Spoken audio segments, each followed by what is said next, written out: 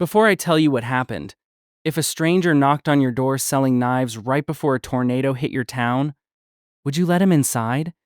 Because that's exactly what happened to me, and I still don't know who that man really was. If a stranger showed up at your front door selling knives, you'd probably tell him to leave. That's exactly what I did. And looking back now, I wish he had been an ordinary salesman. Because by the end of that storm, I wasn't worried about buying knives. I was worried about surviving the night. And to this day, those knives are still sitting in my kitchen. It started on what should have been the perfect day. I had a rare day off work. The coffee was hot. Breakfast was cooking. The local radio station was promising clear skies and sunshine. My plan was simple. Clean up the garden. Maybe do a little fishing. Nothing exciting. Nothing unusual. Just a quiet day at home. Then somebody knocked on the door. 3 slow knocks. Not aggressive. Not impatient. Just enough to make me stop what I was doing. I already knew what it probably was. A salesman. The kind that somehow ignores the giant "No Soliciting" sign right next to the door. I opened it anyway. And that's when I met him. The man standing on my porch looked strange. Not terrifying. Just wrong. Tall and thin. A bright red tie. An oversized green coat despite the summer heat. And a smile that seemed almost too perfect. His name was Eugene. Or at least that's what he called himself. He introduced himself as a salesman for a knife company. Then he immediately tried to shake my hand. I should have shut the door right there. Instead, I made the mistake of being polite. I told him I wasn't interested. He smiled. I told him again. He smiled even wider. The more I refused, the happier he seemed. And that's when I noticed something strange. My "No Soliciting" sign had been vandalized. Fresh black paint. As if someone had deliberately covered it. I remember feeling annoyed. I had no idea that would become the least important thing happening that day. As Eugene continued his sales pitch, the weather changed. Fast. Dark clouds rolled across the sky. The wind picked up.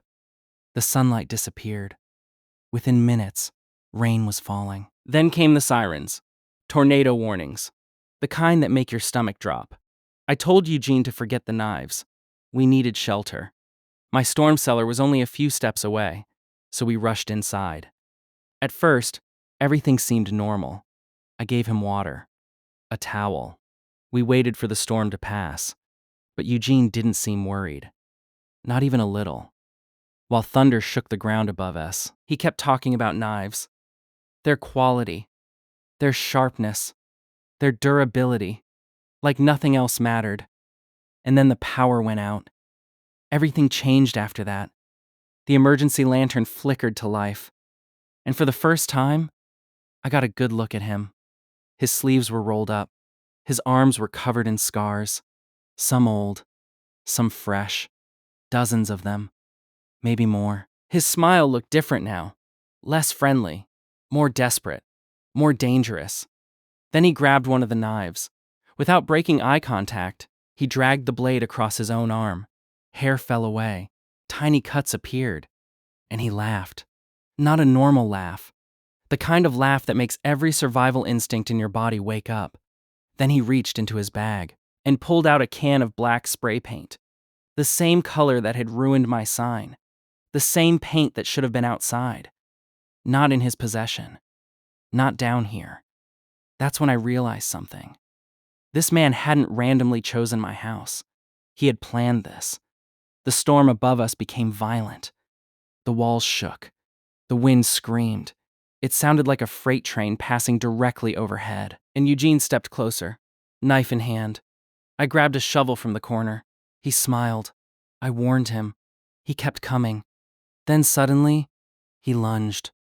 I swung the shovel. The impact sent him crashing backward into a stack of supplies. Most people would have been angry. Most people would have run.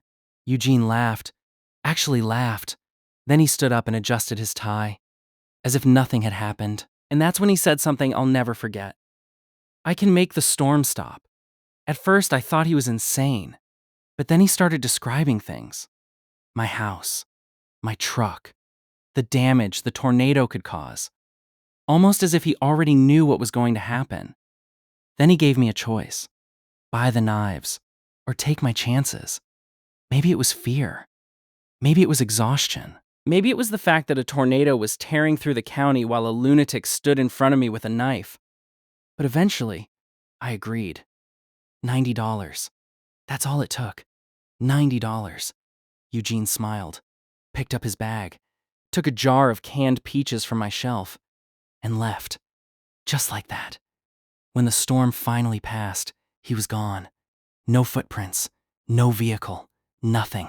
Only the knife set remained. Sometimes I still look at those knives, and I wonder, was he just a dangerous man who happened to arrive during a tornado? Or was there something far stranger about Eugene? Because one thing still bothers me. The weather forecast had promised sunshine all day. So let me ask you this. If a stranger showed up at your door during a storm and somehow seemed connected to everything that happened afterward, would you believe it was just a coincidence? Or would you pay the $90 and never ask questions? Let me know what you think.